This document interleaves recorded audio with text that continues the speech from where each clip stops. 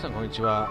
今日はですね、まず、お祝いを言いたいんですけども、西九州新幹線開業おめでとうございますということでですね、大体の人がですね、西九州新幹線が開業した後にこれ見てるんじゃないかと思うんですけれども、今日はですね、この映像はですね、開業する前にここに来ています。今、武雄温泉駅、こちらの駅に来て、開業する前の武雄温泉駅を見ております。もちろんですね、在来線ございますので、普通の電車、特急や、在来線の普通の電車が走ってはいるんですけども、それをですね、まずね、そこから見ていただいて、ですね、開業前の新幹線の駅を見ていこうと思っています。今日はそんな感じで行かせていただくと思います。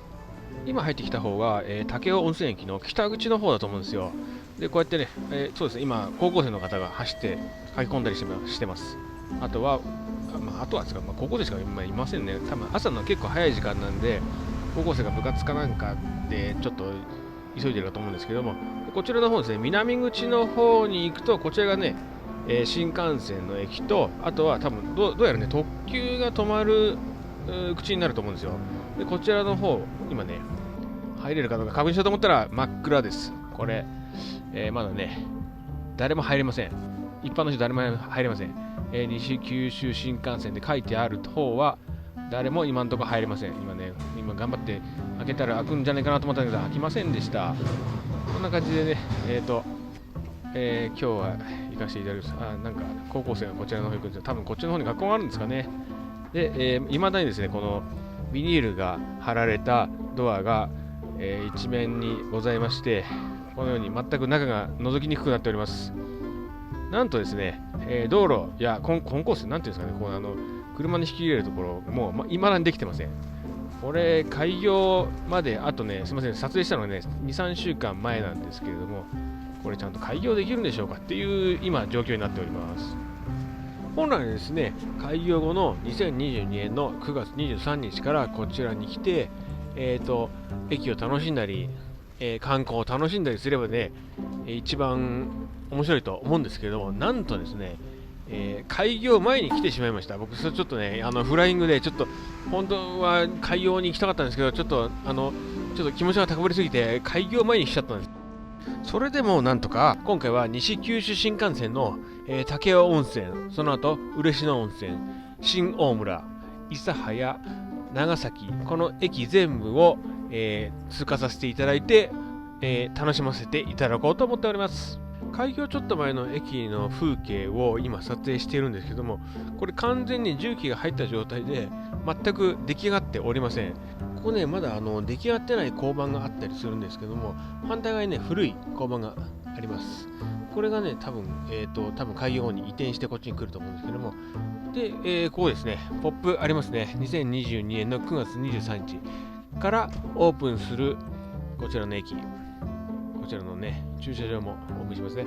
今日はですね、ここからどうやって行くかというと、なんとですね、路線バスを使います。路線バスを使って、各駅に行こうと思っております。今バス来ましたね。これから乗り込みますよ。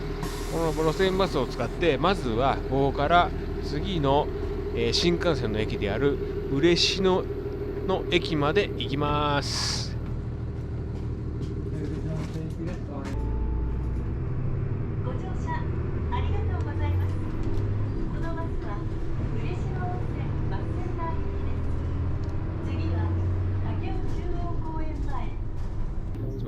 大抵のバスもですね、僕スイカなどの電子マネーを使っていたんですけれども、このバスはですね、なぜかじゃないですね、これもう昔からですね、現金を使います。ここで先に両替しとかないと後々大変なことになりますんで、今両替して、千円札を、なんかね、いい感じに両替してもらってます。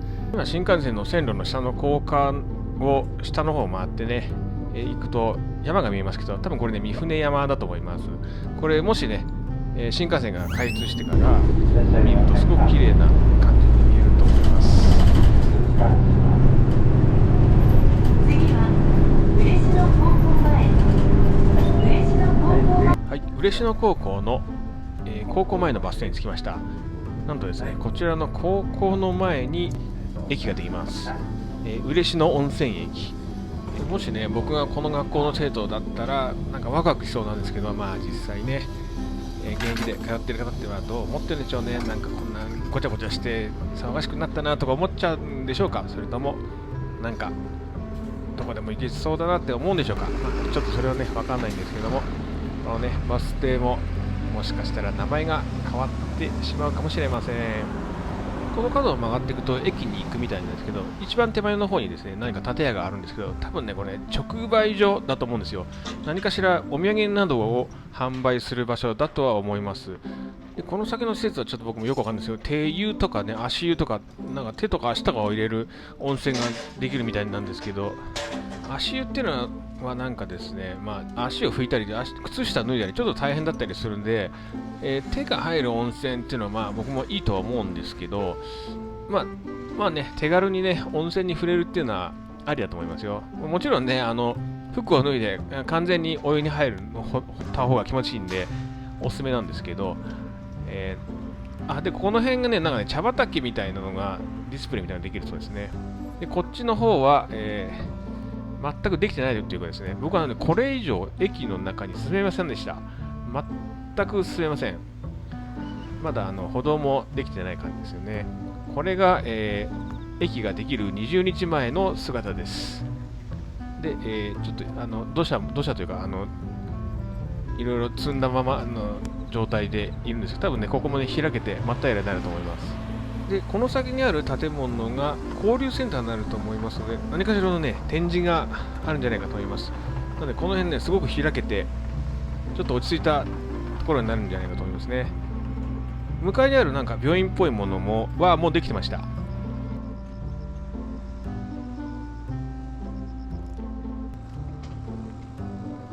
で、まだね、基礎ができてないところもあったりして、結構突貫なのかなと思いながらですね、見ていきまして、で、ぜひね、駅の反対側もちょっと一回見てみようかなと思って、こちらの方に回っています。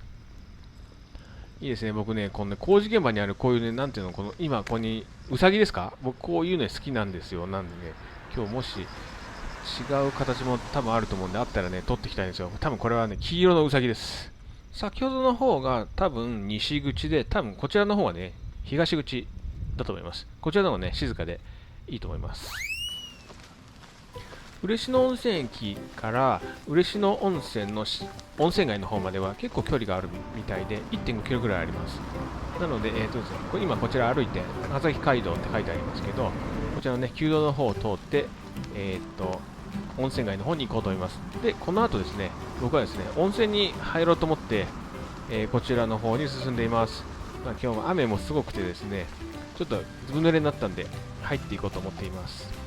嬉野温泉にはシーボルトの湯っていう温泉がありまして、そうですね、シーボルトさんがここに来たからシーボルトの湯っていうのがついたらしいんですけれども、このシーボルトの湯っていうところにが外湯になってますので、今ね、これから歩いていこうと思います。これかっこいいでしょ？なんかね、古い洋館の感じがする建物。これね、結構新しいみたいなんですよ。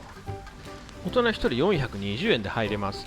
あとね、朝のね、6時からやってますんで、おそらくですね、地元の人も結構入ってるんじゃないかと思うんですよね。朝こんなに早くから入る人ってなかなかいないんですけど、地元の人しかね、来ないかな、そういう朝早くは。で、入ると、嬉野温泉駅開業まであと20日。いやー、期待が持てますね。皆さん期待してるんですかね、こんな表示を見て。ということで、入ってきます。今、入浴中です。シーボルトも一緒に入りたいなんて言ったのか言わないのか、まあ、とりあえずそんな感じで入ってきました。ありがとうございます。ということで、スタッフの方で促されて2階の休憩所に行こうと思います。なんかね、もう階段からなんかちょっと違いますね。なんか、これなんですか、歌舞伎じゃない、なんだか昔の人の絵みたいなのもありますし、もちろんですね、シーボルトさん自体の資料みたいなのもあるそうです。で、なんか古い感じの電話があったんですけど、多分これね、公衆電話ですね。で、普通に電話かけられる、受話器でかけられそうですけど、なんかね、オルゴールになってましたね。なんか面白い。こういうのいいね。こういうのうちに欲しいな、これ面白いですね。でですね、この後、畳の部屋で休憩するんですけれども、他にお客さんがいないことをいいことにですね、僕やりたい放題、やってきちゃいました。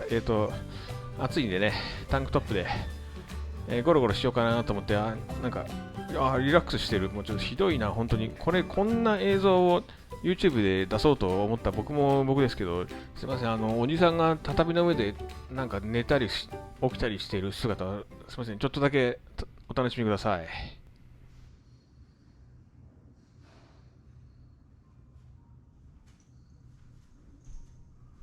本当はですね、この、建物の向こう側にあるこの公園ですね、ここに行っていろいろ散策しようかなと思ったんですけど、あまりにも雨が強すぎてやめました。ですので、この屋根のあるところで休憩して、これからね、次の場所に向かおうと思います。次の場所といってもね、先ほど、なんかね、足湯があったんですよ。多分シーボルトの足湯みたいな名前だった気がするんですけど、一応そっちの方にもね、入ってみようと思って、今これから出て進もうと思います。温泉の前には、そうですね、正面には釣り具店があったり、あと右側の方に、こちらにあるのは多分ね、駄菓子屋っぽいですね、駄菓子屋。ですぐですよ、すぐのところに足湯があります。こんな感じで、座るところも用意されてますんで、ゆっくり入ることができると思います。ちょうどね、短パンというか短いの履いててよかったなと思います。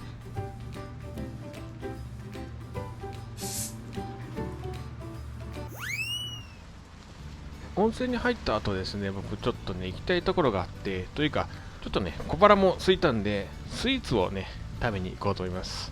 なかなかね、僕の動画ではスイーツ出てこないんですけれども、ですね、こちらの嬉野温泉ではですね、温泉湯豆腐っていうジャンルがどうもあるらしくてですね、その発祥の地ということで、こちらのお店に来て食べようと思います。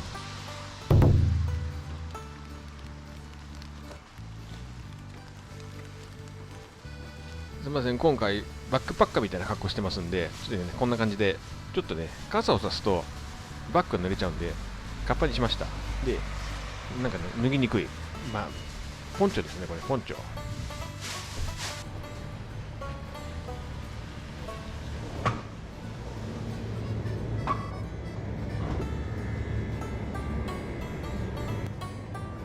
みません、食事ってできます？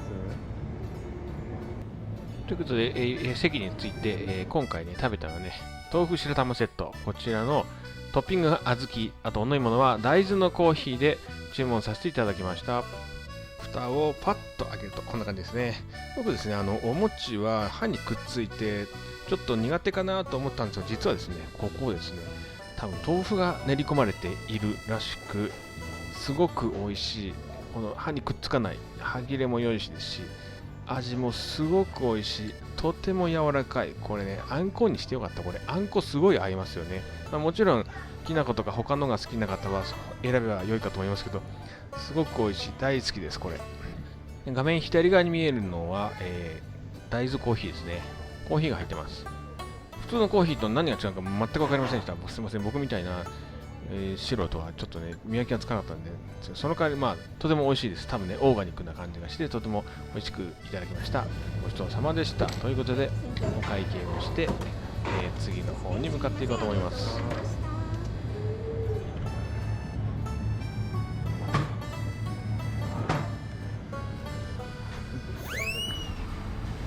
温泉にゆっくり使って、あとね、スイーツなんか食べちゃったら、ちょっとね、時間がなくなってしまいまして、ちょっとね、小走りで次の方に向かっています。今ですね、この角を曲がったところで、嬉野温泉バスセンター、こちらのバスの、停留所ですね。ここから、次の場所に進んでいこうと思っています。時間があればちょっと円形というか、この道路の向こうに渡って写真撮ったりとかいろいろするはずだったんですけど、すいません、時間がなさすぎて、ここのなんていうんですかね、この屋根のついたところを歩いてバスの乗り場に行くまでしか撮ってません。すいません。なのでちょっとね、なんかちょっとよくわかんないですけど、この建物の中に、バス停と、あとなんか、ね、看護協会みたいなのもあります。ここに来ればなんとなくいろいろわかるかなっていう場所になってますね。今すいません、ちょっとね、カッパまた脱いで、今なんか急いで、僕ちょっと間違えて急いでいったんで、ここね、バスの降り場でした。バスの降り場、ここで降ろして、で、ここに乗りますね。先ほどの、待ってたところでみんな乗ってました。みんなはよく知ってるんで落ち着いて乗ってますけど、僕はなぜか来たばっかだったのでちょっとね急いじゃいました。でこちらからバスを乗りまして次の方に向かっています。大村線の園木駅に到着しました。ここからですねバスじゃなくて電車移動になります。というのもですね、バスがほとんどなくてですね、時刻表を見ていただくと分かると思うんですけど、こんな感じです。こんな感じしかないので、ここからは、電車に乗ってきます。といってもですね、電車ですらあまり本数がないので、ちょっとね、ここで50分くらい待っていることになりますね。この今日も地下道もないのでね、このように、踏切を渡って反対側のホームに行きます。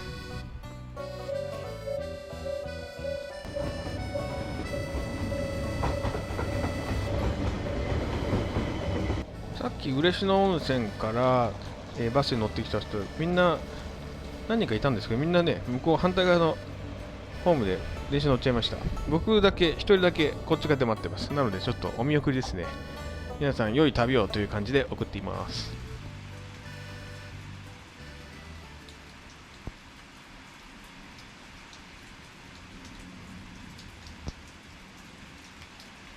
時間になってやっと電車がやってきましたので、これで乗り込もうと思います。こちらの九州のこちらの YC1 っていう電車はですね、ハイブリッドの電車になっているらしくてですね、僕最初ディーゼルの電車かと思ったらですね、ちゃんと電池を積んでるそうです。で、発電機で電気を起こして、それを電池で充電をして、でそれを使って走ってるっぽいですね。海が見えますね。ここ海岸のすぐ脇を走るんですね。いいですね。僕こういうの好きですね。まあでもちょっと天気悪いですね。はい、こちら、JR の竹松駅に到着しました。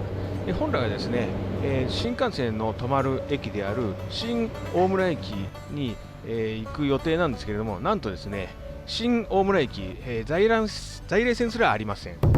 在来線をね新設して、さらに新幹線の駅を作るとですね、今回の、新幹線の中で一番大掛かりなところになっています。大変ですね。なのでこれ隣の、ね、竹松駅から行かないといけないんですよ。今のこの現状ですよ。本来なら行けるんですよ。23日以降なら普通に行けます。歩きました。だいぶ歩けました。先ほどの竹松駅から歩いて10分以上かかりました。先ほどね、この手前に工事現場の誘導の方がいて、工事現場の人に見ていいって言ったらいいよって言うから、行けるところまでね、行こうと思って今入ってきてます。これがですね、新大村駅の、正面かな、すごく開けてるんですけど、ここからね、先入れないんですけど、これね、まだね、道路、舗装がされてないところもあったりします。これ、ちょっとね、よくわからないんで、これ歩道もなんか全くできてませんし、まだ砂利の状態です。これ、開通した日に多分ここ通れるようになると思うんですけど、ちょっとよくわかんないので、隣の公園、多分公園まではね、入れますんで、公園に入って、どうなってるかっていうのをちょっとね、詳しく見てみようと思います。もうまだ砂利ですね。というか、まだ踏切がないですね。これ、踏切できるはずですよね。これ、開かずの踏切じゃなくて、開いたままの踏切の状態ですね。これ、開いたままの踏切。まだこんな感じです。見つけちゃいました。これ、工事現場のこれですけど、これ、何ペンギン何これ、アヒルじゃないよね。青いよ。何これなんていうの。今までの映像は、西口、どうやらね、さざ波口っていうらしいんですよ。そちらの方だったんですけど、今度ね、東口の方、桜口っていう方ですね。こちらの方もちょっと確認したくて、線路の方を渡ってた高架の下の方を、ちょっと遠回りして渡って向こう側の方に行ってます。今ね、結構歩いてこれね、ちょっと飛ばしてます。結構歩いてるんですよ、これ。これでですね、近づけば近づくほどただの工事現場が広がっております。こんな感じで、今ね、鳴らしてますよね。アスファルトを鳴らしてます。そういう機械とか重機とかもうガンガン入ってますね。で、こっちの方がもしかしたら結構広いので、メインの方になるのかな、ちょっとわかんないんですけど、人がねいっぱい来て賑やかな場所になればいいと思います。でね、この先のさっき言ってました開きっぱなしの、踏切、これをね反対側から確認します。ちょうどねここから進んでいくと、開きっぱなしのここですね、ここ開きっぱなしと言いました踏切のところに着きました。これね全くできてますね。こんなです。ということで確認も終わったので、さっきのね、竹松駅の方に帰っていこうと思います。この後ね、実はね、走ってたら、タクシーのうんちゃんに止まってきて、乗りますかとか言われましたけど、メーター的には多分1メーターなんで、ちょっとね、近いねってお断りしましたけど、そんな感じで帰ってきて、なんとですね、ここから、IC カードを使います。何年か前にノリで作ってしまったスコカを、使って今乗ってます。これね、カッパさんが有名なんですか、この竹松駅って。よくわかんないけど、みんなね、家族でいたのを楽しませていただきました。で、ここから、これはですね、普通電車、各駅停車に乗って、諫早の方まで行くんですけれども、なんとほとんど誰も乗っていません。特にね、この先、次の車両に行きますけど、この次の車両に乗ると、なんと誰も乗ってませんでした。こんなもんなんですね。楽しんでいこうと思います。ちょうど、新幹線が込みになった路線図があったので確認します。先ほどね、武雄温泉から嬉野温泉、そして新大村駅、さっきね、見てきたところで、この後に諫早を通って長崎まで行きます。今回一番ネックだったのはこの竹村から新大村を見に行く。これですね、ここが一番大変でした。電車内誰もいないし、暇だったんで、すみません、一人ランウェイをしようと思って今歩いてます。角度を調整して、これなんかゆらゆらしているのはですね、カメラの手ブレ補正が効いてるだけなんですけど、向こうから歩いてきた。いや、なんかランウェイ楽しいなってやってるうちにですね、これ新大村駅、これから見ます。これ撮影するために今外見てますけど、さっきの開いたままの踏切、今見ました？開いたままの踏切通りました。で、この後に、新しい、新大村駅の、普通の在来線のホームですね。今ホーム映ってますよ。行っちゃった。これで終わります。こんな感じで、今日止まらなかったんですけど、本来は止まります。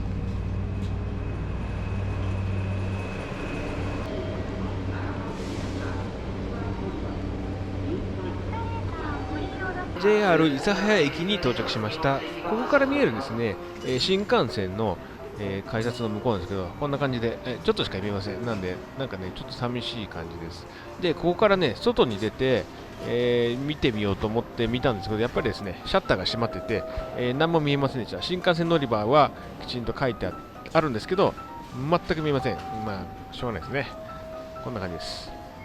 この JR 諫早駅はですね、長崎本線の鳥栖から起点をする長崎本線と、廃棄を起点とする大村線、あとは島原まで行く島原鉄道が乗り入れてまして、で結構ね、人通りが激しいんですけど、すみません、今なぜか歩道橋を登ってるんですけど、ちょっとね、新幹線の線路が見れるかなと思って、近くの歩道橋の方まで行って、上から覗こうと思って、こちらに来ています。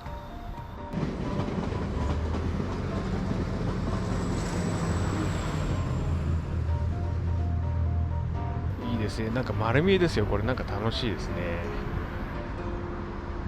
今こっちにいる方は西口だと思います。こちらの方は、あまり広くないんで、多分送迎とか行ったり、まあ時計もできてないですけどね。だから狭いんで、多分ね、そんなにメインの方じゃないと思います。多分ね、反対側の東口、こちらがね、メインじゃないかなと思います。こちら進んでいくと、なんとですね、3階の方から、今、上の方から覗いてるんですけど、このこそ広い。橋みたいなのまだあります。なんかね、今日イベントやってて、ウェディングっぽいイベントをやる、こんなね、スペースもあるみたいですね。なんか綺麗でとてもいいです。ちょっとね、下の方行くと、高速バスかな、バス乗り場がこの先にあります。で、バス乗り場が覗いたりなんかして、こんな感じですね。結構人いますね。これ高校生とかバス乗るのかな、ということで、中だけじゃなくてね、外も見てみようと思いますけど、いきなり見ましたのが、シアトルズベストコーヒー。来ました。これ、サードウェーブ来てますよ。諫早にもサードウェーブ来てます。ここいいですね。まあ、ハイテク都市、諫早。ということで、ね、いろいろ見てますと、ここね、コンコース、タクシーの乗り場とかですかね。で、ここで僕ね、見つけたのが、なんかよくわかんないですけど、すんげえでかい自動ドア。こんなでかい自動ドア見たこと初めてなんです。これ2畳くらいありますよね、これ。多分2畳くらいありますよね。これ開けるとめっちゃゆっくり開くんですけど、なんかね、のっそり開いて、なんかね、重厚感があるんですよ。これね、ちょっとなんか気に入っちゃったんで、ちょっとね、閉まるまで見ちゃいました。これすごっ。これ僕ね、なんかお気に入りです。ここいいですね。さっきシアトルズベストコーヒーでサードウェーブだとか叫んでましたけど、すみません、ここにね、スタバがあって、こちらもサードウェーブです。こちらで、僕ね、こちらでコーヒー飲みました。これね、休憩がてらちょうどよかった。なぜこちらでね、休憩したかっていうとね、別に理由があります。これ実はですね、今、すいません、普通にコーヒー飲んでますけど、ここからですね、窓の方に行くと、下にですね、線路が見えます。これね、新幹線のホームなんですね。ここを眺めながらですね、コーヒーが飲める。最高ですね。時間になりましたので、これから長崎の方に行こうと思います。すごくね、またお金入ってました。で、駅の方、行って、ホーム入ってきましたね。で、これまた電車乗ってくるんですけど、猫がね、いつも痛そう。この猫いつも痛そうなんですけど、大丈夫ですかね。で、飲み終わったゴミですね。さっき持ち込んだゴミはね、なんと、ここゴミ箱あるんですね。この列車すごいな。ついに最終駅である長崎駅のホームに入ってきました。奥のね、向こう側に見えるのが新幹線の駅です。向こうですね。向こうから1番目か2番目くらいですね。で、今ね、手前に見えているのは、これね、特急のかもめです。これもう二度とというか、今後、この長崎まで来ることはほとんどないでしょう。で、こちらね、せっかくなんで電車を降りて、もっとね、先頭の方に来てみました。鉄道ファンの方も何人かいらっしゃって、で、向こうの新幹線のホーム撮ったり、多分ね、かもめの写真も写ってるんじゃないかと思うんですよ。駅を含めてかもめを楽しんでいる感じがします。かつて長崎駅に1回来たことあると思うんですけど、これ実際に全く新しい駅になってると思います。なので、ちょっと全然ね、土地勘というか何にもわかんないです。なんか全然綺麗ですごく大きな駅に変わってると思いますね。で、こちらね、トイレの方を振り返ると、メガネ橋だと思うんですけど、が置いてありました。こんなのもね、こんなオブジェもありますので、ここで写真撮ったりすれば楽しいかもしれません。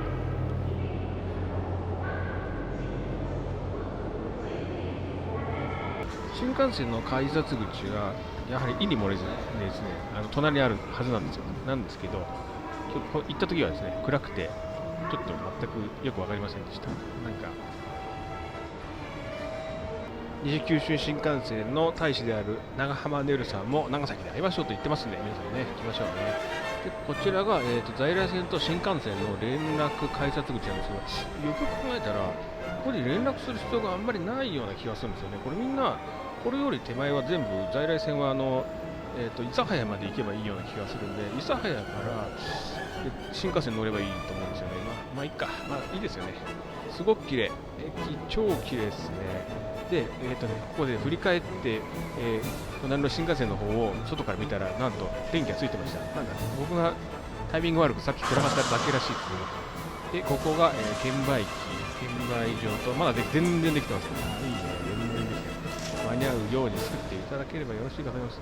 この中で何かやってる工事区域と、この隣に行くと、なんか待合席みたいなとこありますね。綺麗。いや、こんなとこで待合したら超綺麗でいいじゃないですかね。いいとこだな、ここ。で、外を見たらですね、残念ながらですね、全く何もできてませんでした。これ全く間に合ってません。これ絶対に間に合いませんよ、これ。しばらくかかります。駅が開業してからもしばらくかかります。これ、駅ビルっぽいのも、まだなんか鉄骨のままです。もともとこっち側の方に古い駅舎があって、2年くらい前に今の新しいところに移転したらしいんで、まあしょうがないですね。2年の間にぶっ壊してで作り直すので、ちょっと土台無理な話なんですね。で、今足元に見えるのが、工事の看板なんですけど、これ、おっさんこれ、人ですね。今まで動物だったんですよ。今度人です、人。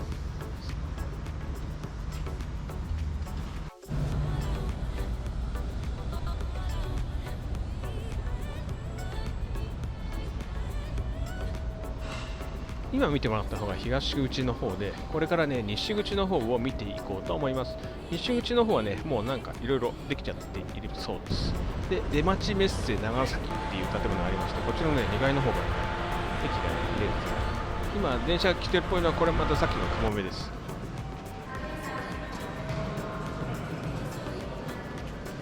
ということですね、ありがとうございました。